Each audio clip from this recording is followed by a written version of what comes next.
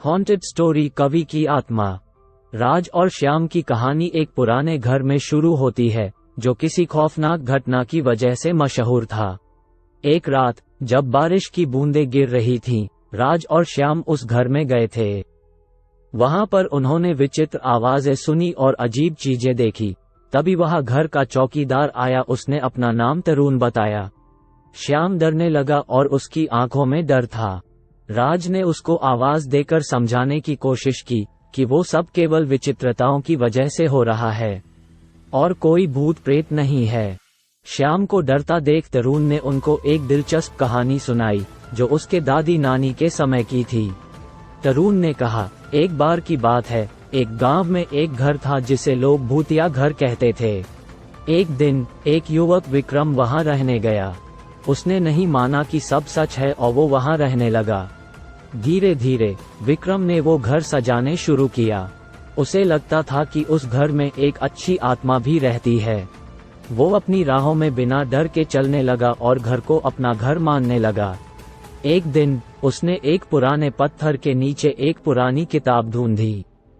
जब उसने उसे खोला, उसमें एक चिट्ठी मिली जिसमें लिखा था, मुझे तुम्हारी मदद की जरूरत है।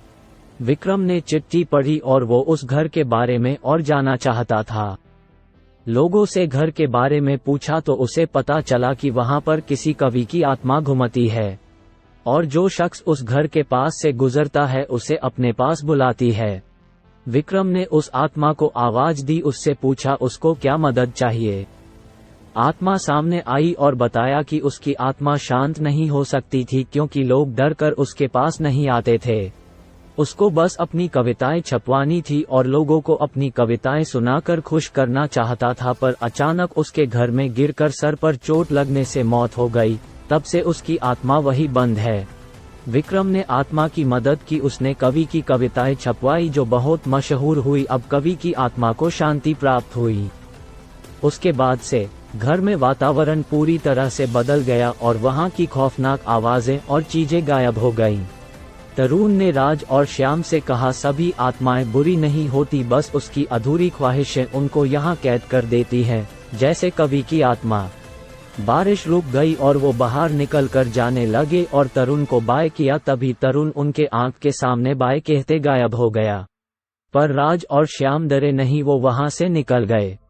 प्लीज मेरे चैनल को लाइक, शेयर और सब्सक्राइब करें और ज्यादा वीडियो बनाने के लिए समर्थन करें।